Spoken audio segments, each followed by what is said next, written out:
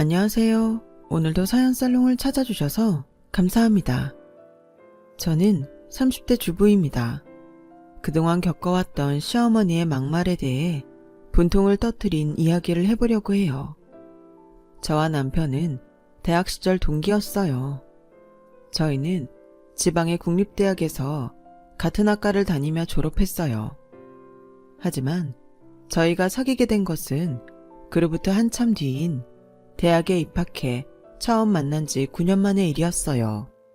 당시 저는 서울에서 자취를 하며 두 번째 회사에 다니고 있었고, 남편은 폴란드에서 직장 생활을 하다가 한국 지사로 옮겼어요. 한국에 다시 온 기념으로 몇 년 만에 대학 동기 모임에 참석한 남편은 저를 다시 보고는 적극적으로 대시를 했었죠.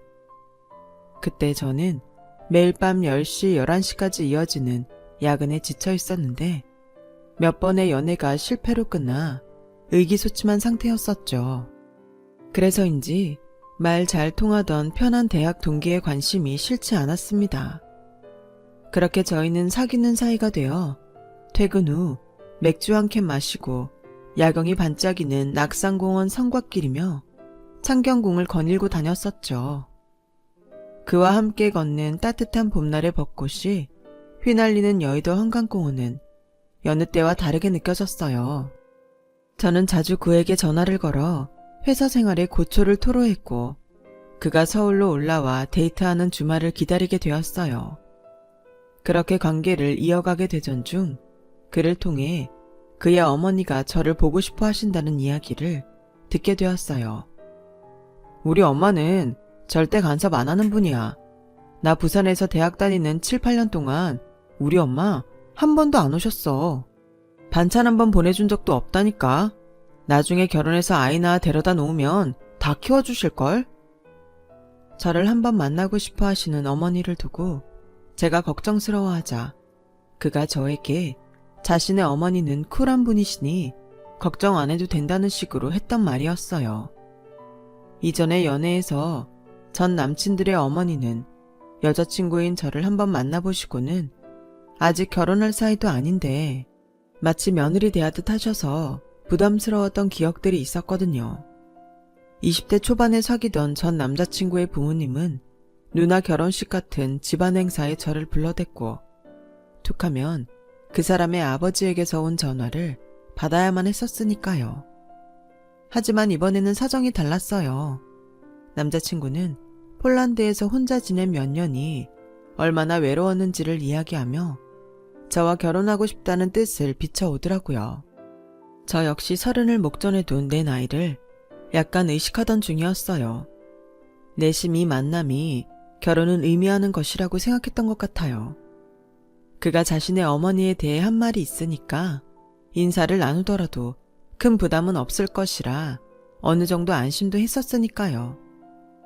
제 직장에서 가까운 강남 번화가 골목에 한 항정식집에서 지금의 시어머니와 처음 인사를 나누었어요. 첫인상은 조금 무서웠지만 말수도 많지 않고 시종일관 웃으며 저를 대하시기에 어려운 자리라는 긴장감이 조금 줄어들더군요. 기분 좋게 첫인사를 마치고 어둑한 길거리로 나섰을 때 어머니가 슬그머니 내 팔짱을 끼셨어요. 친정 엄마와도 팔짱을 끼고 걸은 적이 없을 만큼 무뚝뚝했던 저는 놀라서 그 팔을 뿌리치고 싶었지만 차마 그럴 수 없었어요.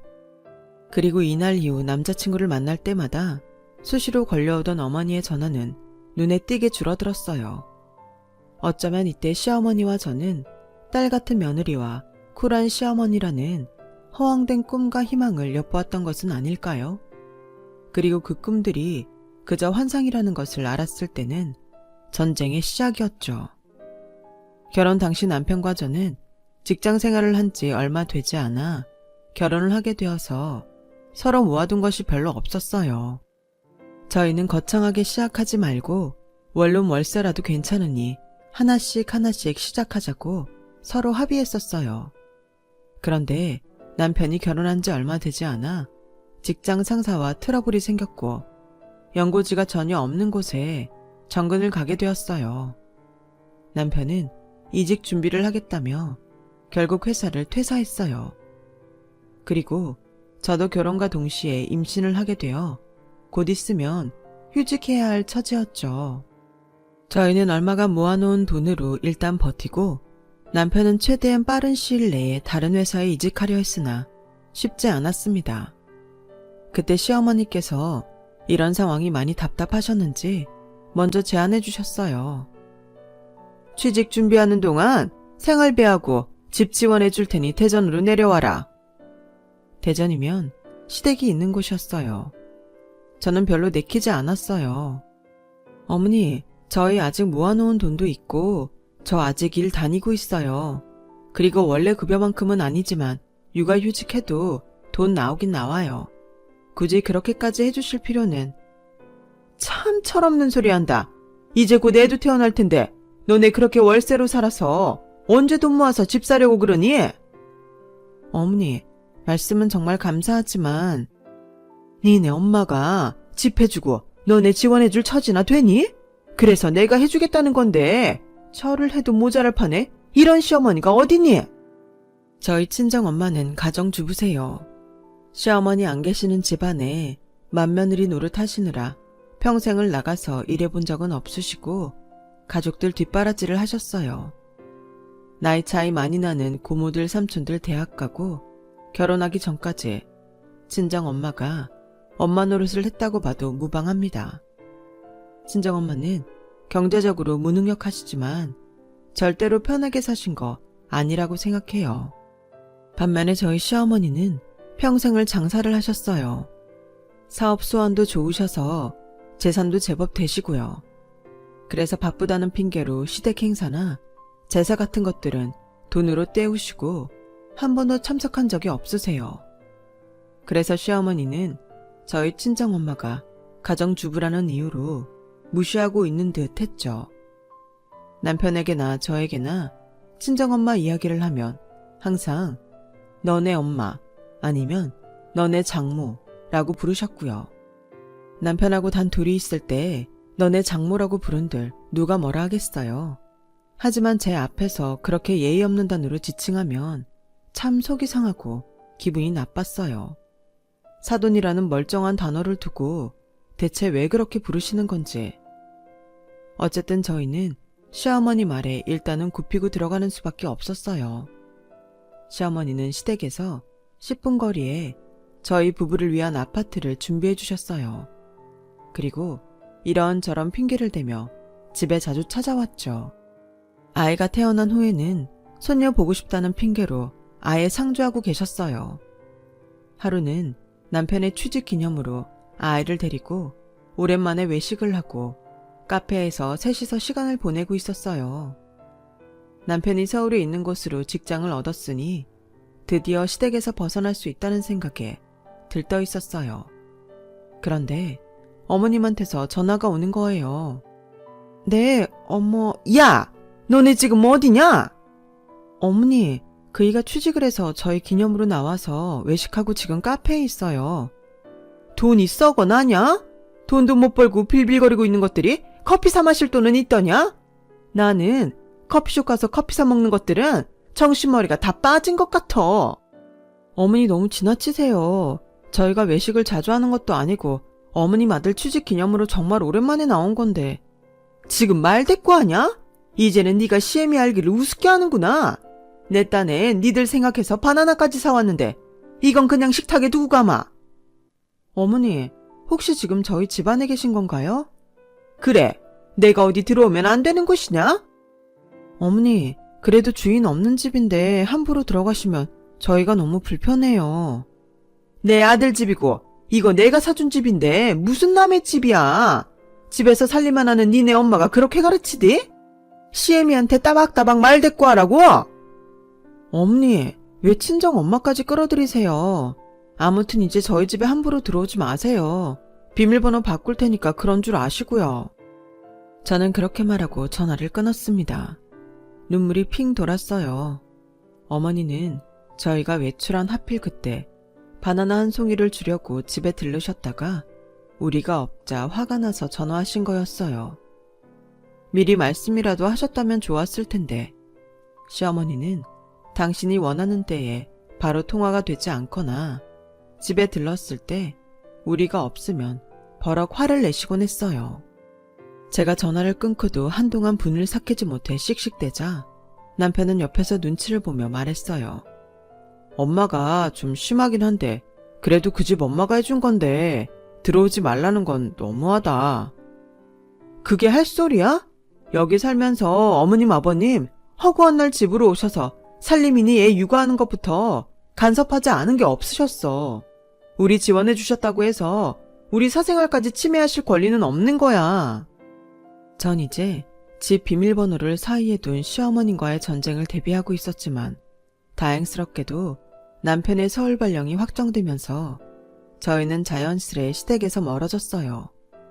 하지만 어머님의 연락에서는 벗어날 수 없었어요. 하루에 2번은 안부 전화를 꼭 드려야 했고 일주일에 2번, 저녁 때는 손녀가 잘 자라고 있는지 확인하는 영상통화를 해야 했어요. 거리는 멀어졌지만 시어머님한테서 완전히 벗어나지는 못한 거죠. 아이가 하루가 다르게 커갈수록 시어머님은 둘째는 언제 가질 거냐며 성화셨어요. 야, 이번에 내 친구 며느리는 둘째를 낳았는데 아들이라더라. 너도 하나 가져야 하지 않겠니? 우리 집안 씨를 이을 아들 하나 정도는 낳아야 하지 않겠어? 그리고 주희한테도 남동생이 생기면 얼마나 좋겠냐?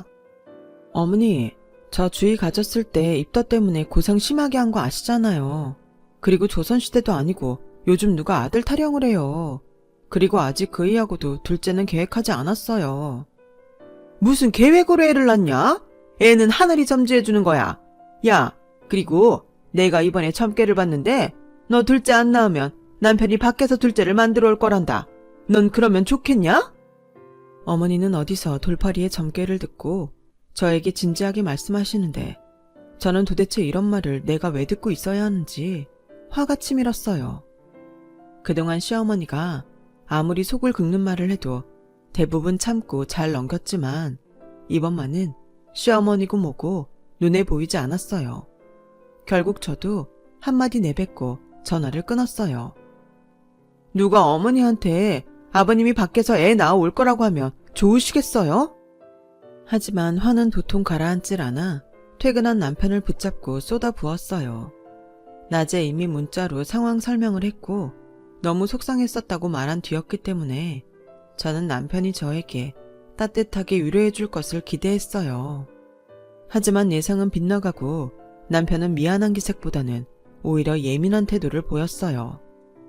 내가 낮에 엄마한테 전화해서 한마디 했어. 왜 애 엄마한테 그런 말을 하냐고 얘기했으니까 다시는 그런 일 없을 거야. 그러니까 그런 걸로 사람 좀 그만 볶아. 나도 중간에서 지친다. 어머니한테 그렇게 말했다고? 이 사람아, 우리 이미 결혼 4년 차야. 내가 어머니하고 갈등 생길 때마다 줄기차게 부탁했던 그 한 가지를 아직도 이해 못하겠어? 그럼 나보고 뭘 어떡하란 말이야. 내가 화나는 걸 나 대신해서 어머니한테 큰소리치고 화내는 게 해결법이 되지 않는다고 얘기했잖아. 그건 오히려 갈등을 더 크게 만드는 것 뿐이라고. 저는 그 이후로 시어머니한테 제대로 찍혔습니다. 아들하고 엄마 사이를 이간질하는 며느리로 말이에요. 하지만 별다른 부름이 없으셨어요. 저에게 연락을 하는 횟수도 줄고 대전에 언제 내려올 거냐 이런 잔소리도 없으시길래 저는 그렇게 조용히 넘어가나 했죠. 하지만 시어머니는 벼르고 계셨던 거였어요. 11월, 한 해의 끝을 향해 달려가고 있을 때 시어머니께서 연락을 하셨어요. 니네 시아버지 농장에 배추를 심어 수확을 앞두고 있는데 내려와서 좀 도와라. 어머니, 그이 김치 안 먹는 거 아시잖아요. 걔가 김치를 왜 안 먹니? 김치를 얼마나 좋아하는데. 어머니, 결혼 생활 4년 동안 그이 한 번도 김치 찾은 적 없어요. 그거야 네가 안 해주니까 안 찾은 거지. 우리 집에 있을 땐 잘 먹었다. 와서 김장 좀 하고 김치 좀 가져가. 물론 나는 한 번도 안 해본 사람이니 네가 해봐라. 네? 그게 무슨 말씀이세요? 말씀드렸듯이 시어머니는 한평생 장사만 하셨기 때문에 집안일이나 명절 행사는 참가하신 적이 없으신 분이세요. 당연히 김치를 담궈본 적도 없으세요. 남편이 항상 김치를 사 먹거나 그마저도 없었다는 이야기를 들은 적이 있는데 시어머니가 저렇게 말씀하시니 너무 어이가 없었어요. 내가 집에서 일하는 한가한 사람이냐? 당연히 네가 해야지. 걱정하지 마라. 어차피 번거로운 건 나하고 네 시아버지가 다 해놨어. 넌 소금물에 배추 절이고 김장만 하면 돼. 어머니, 저도 김장 한 번도 해본 적이 없어요. 그래? 넌 여태 그런 것도 안 배우고 뭐 했니? 그럼 니네 엄마한테 물어보면서 하면 되겠네. 어머니는 그렇게 막무가내로 말씀하시고는 전화를 끊으셨어요. 이거 복수하는 건가? 내가 뭘 그렇게 잘못했나? 저는 무시하려고 했지만 남편이 전화가 와서 한 번만 가서 해달라고 사정을 하더라고요.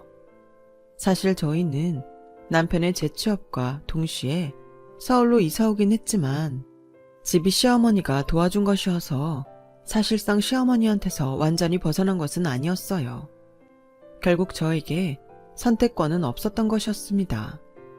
시어머니한테 찍힌 것을 만회해보자, 까짓것 한번 잘해보자 하는 심정으로 대전으로 내려갔죠. 하지만 그것은 저의 오산이었어요.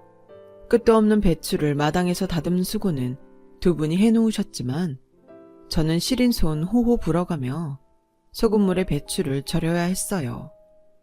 속도가 느려지니 장사하시다가 중간에 밥을 먹으러 집으로 들리신 시어머니가 한 말씀 하시더군요. 야, 그 속도로 언제 다 하냐? 아주 세워라 내워라. 어머니, 배추 양도 너무 많고 손도 너무 시려요. 그리고 저도 김장은 처음이에요. 좀 도와주세요. 예, 나랑 네 시아비는 사업하느라 바쁜 사람들이다. 배추 다듬고 손질했으면 됐지? 뭘 더 바라니? 아, 그래. 니네 엄마한테 가서 해달라고 하면 되겠네. 집에 계시니 한가하실 거고 또 너하고 네 남편이 먹을 건데 맛있게 하는 게 좋지 않겠냐? 불똥이 애먼대로 튀어버렸죠. 친정은 부산이었는데 부산에 내려가는 길에 절인 배추를 차에 싣고 가서 친정엄마와 김장을 하는 엉뚱한 결론에 도달한 것이었어요.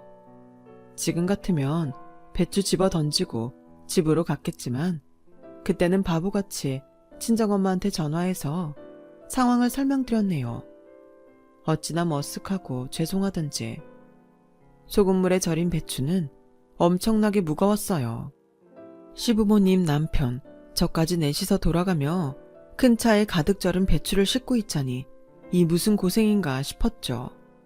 이걸 부산까지 들고 가느니 버린 김에 여기서 후딱 해버리고 싶은 생각도 들고 부산에 도착해서도 아파트 26층인 친정집 거실까지 옮길 생각에 가기도 전에 지쳐버렸어요.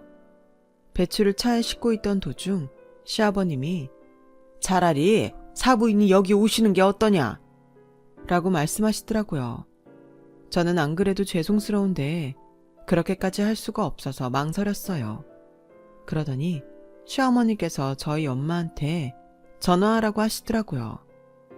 제가 친정 엄마한테 전화를 걸어 머뭇거리자 시어머니가 제 전화를 뺏어서 저희 엄마한테 말했어요.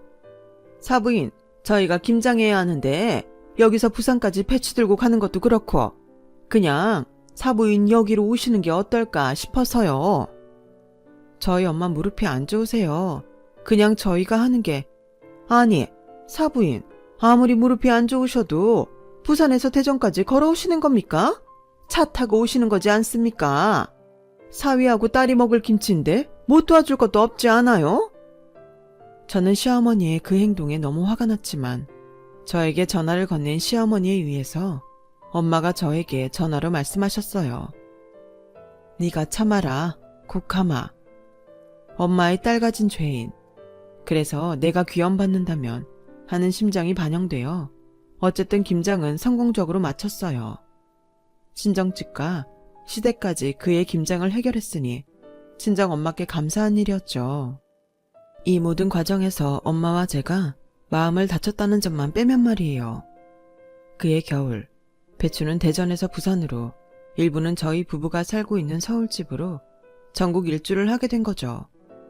친정엄마가 올라오셔서 김장을 담그라는 말은 당연하게도 시부모 먹을 것도 해오라는 뜻이었어요. 저희 친정엄마는 딸이 남편과 함께 서울에서 새 출발하는데 경제적 보탬을 못 주었다는 이유로, 시부모님이 바쁘시다는 이유로 사돈네 김장을 해주시고, 그것도 모자라 이사했을 때 서울로 따라와 이사 정리까지 도와주셨어요. 돈으로 못 보태주는 대신 몸으로 떼온 것이었죠. 이런 식으로 짜증나고 슬픈 결론에 도달하는 사건들이 종종 있었고, 그때마다 저는 친정이 가난해서 물질적으로는 도움이 되지 못하니까, 또는 우리 엄마는 돈 안 버는 주부니까, 또는 내가 맞벌이 안 하고 육아만 하고 있으니까 등의 이유로 스스로 작아져야만 했고, 자존감은 나날이 떨어졌어요. 자존감이 떨어지면 그것은 곧 우울증으로 연결되는 전조 증상이었죠. 그렇게 김장을 다 하고 시어머니가 수육거리를 사와 친정엄마는 쉬지도 못하시고 수육을 삶고 계셨어요. 거기다 대고 시어머니가 하는 말들은 제 마음속에 화로 점점 쌓여만 갔습니다. 야, 너 표정이 왜 그러냐? 니네 엄마 와서 고생한다고 지금 불만 있더냐? 당연히 집에서 일하는 사람이 와서 해야지. 어머니, 친정 엄마도 계신데 야라고는 부르지 말아주세요. 그리고 집에서 하는 일은 일 아닌가요? 다시는 저희 친정엄마 모욕하는 말 하지 말아주세요. 제가 그렇게 반박하자 시어머니는 당황하셨어요. 아니 얘 말하는 것 좀 봐. 아주 잡아먹으려고 달려드네. 그리고 틈만 나면 자꾸 니네 엄마, 니네 장모 이러시는데 언제 저희 엄마가 어머니 앞에서 남편 보고 니네 엄마라고 하는 거 보셨어요? 저희 엄마는 항상 사돈이라고 예의 갖추셨어요. 그렇게 기분 나쁠 일이냐? 니네 엄마니까 니네 엄마라고 하지. 제발 그러지 마시라고요. 지금 저희 엄마도 계시잖아요. 어머님 아들하고 단 둘이 있을 때 그러면 제가 뭐라고 하나요? 왜 당사자가 앞에 있는데 그런 무시하는 발언을 하시냐고요. 둘째도 안 낳는 게 뭘 잘했다고 큰 소리야. 또 둘째 타령이세요. 그게 싫었으면 너도 쌍둥이 낳든가 아니면 씨바지라도 들여서 둘째를 만들던가. 여기서 갑자기 쌍둥이가 왜 나오냐면 시어머니 친구분 며느리 중에 아들 하나 딸 하나 이란성 쌍둥이를 낳으신 분이 계신데 평소에 어머니가 참 부러워하며 저와 비교를 하곤 했습니다. 시어머니의 말을 듣자 순간적으로 서름이 폭발하듯 밀려들었고 나도 모르게 꼭지가 확 돌아버려서 옆에서 친정엄마하고 남편이 말리든 말든 마구 소리를 질러버렸어요. 어머니, 그러는 어머니는 왜 아들 하나만 낳으셨어요? 어머니도 쌍둥이 못 낳아놓고 왜 저한테 뭐라고 하시는 거예요? 그러는 어머니도 씨바지 써서라도 둘째 보셨어야죠. 전 둘째 낳을 생각 하나도 없어요. 어떻게 어머니는 같은 여자로서 그런 말씀을 하실 수 있어요? 옆에서 듣고 있던 남편도 화가 머리끝까지 났는지 진짜 엄마 때문에 아들 이혼하는 걸 보고 싶어? 라고 고래고래 소리를 질렀어요. 저 말하는 꼴들 좀 봐. 니네 둘 다 꼴도 보기 싫다. 내 집에서 당장 나가. 어머니, 저 어머니 막말 때문에 너무 가슴에 맺힌 게 많고 화병이 나고 우울증이 와서 다음 주에 정신과 상담받으려고 했어요. 오냐, 그래? 안 그래도 나도 내일 정신과 가보려던 참이야. 우울증 와서. 며느리는 딱딱 말 대꾸하고 전화도 안 하고 아들은 천치처럼 지 마누라 편만 들고 내가 너희한테 뭘 그렇게 못해줬냐? 밤낮으로 허리 한번 못 펴고 이래서 너희들 다 주려고 그러는 거지. 어머니, 제가 언제 전화를 안 했어요. 매일 2번 저희 친정엄마한테도 안 하는 안부전화 어머니한테 꼬박 드렸고요. 저녁에는 손녀 보여준다고 영상통화까지 하던 사람이에요, 제가. 너 같은 며느리는 애초에 드리는 게 아니었어. 집에 여자가 잘 들어와야 하는데 망했다. 인연이 착한 내 아들 뺏어갔네. 어머니, 제가 뺏어간 게 아니에요. 어머니 아들이 저를 택한 거라고요. 원하시면 언제든 제 남편이 아니라 어머니의 아들로 돌려드리겠어요. 하지만 명심하세요. 그건 아들이 불행해지길 바라시는 게 될 거예요. 저는 그렇게 말하고 친정엄마를 데리고 시댁을 나왔어요. 남편도 시어머니의 막말에 질렸다는 듯이 망설임 없이 저를 따라 나왔습니다. 그리고 시부모님 전화번호는 차단했어요. 제가 그 난리를 치고 나왔으니 시어머니도 저희에게 연락을 하지 않으셨어요. 그렇게 2년이라는 시간이 흐르고 저희 친정 부모님이 사시던 집이 재개발되면서 그 집을 팔게 되어 20억이 넘는 돈을 받게 되었어요. 그동안 고생만 하신 저희 친정 엄마께는 정말 잘된 일이었어요. 친정 엄마는 그 돈을 저희에게도 유산 형식으로 나눠주셔서 저희도 서울에 아파트 한 채를 마련하게 되었어요. 그리고 얼마 전 모르는 번호로 연락이 오게 되어 연락을 받았더니 그동안 연락이 없었던 시어머니한테서 연락이 온 게 아니겠어요? 여보세요? 애미야, 나다. 아, 어머님이 어쩐 일이세요? 너희 아니, 사돈 소식은 들었다. 축하한다고 전해주렴. 아, 네. 어머님은 잘 지내시죠? 그게 말이다. 내가 지인을 믿고 주식 투자를 하다가 돈을 다 말아먹었어. 가게고 집이고 다 넘어가서 지금 한 푼도 없는 신세다. 지금 월세로 살고 있는데 그 월세 낼 돈도 다 떨어져 갖고. 아휴, 내가 너한테 못되게 굴어서 벌 받는 것 같구나. 염치 없지만 전세 얻을 돈이라도 해줄 수 없겠니? 내가 무릎이라도 꿇으라고 하면 꿇으마. 어머니, 그럴 필요 없어요. 제가 원하는 건 저희 엄마 저한테 미안하다는 사과 한마디였으니까요. 그래, 사돈한테도 내가 정말 못할 짓 했다. 면목이 없구나. 처음에는 무시할 생각이었지만 어머니가 진심으로 사과하시는 게 느껴져서 저는 남편과 상의해서 시어머니께 빌라 전셋집을 마련해 주었어요. 시어머님도 예전과는 완전히 달라지셨습니다. 저희 친정과 저를 무시하거나 막말하지 않으세요. 오히려 사돈께 잘하려고 노력하면서 살고 계신답니다. 가족이라는 게 뭘까요? 저는 서로 보듬어주면서 이 험한 세상 따뜻하게 같이 살아가는 게 가족인 것 같은데요. 저희 어머니도 그걸 진심으로 느끼셨겠죠? 제 사연은 여기까지입니다. 긴 사연 들어주셔서 감사합니다. 다들 건강하시고 행복한 날들 보내세요. 여러분, 사연 댓글에 응원과 현명한 조언 부탁드려요. 좋아요와 구독은 저에게 큰 힘이 됩니다. 오늘도 좋은 일 가득하세요.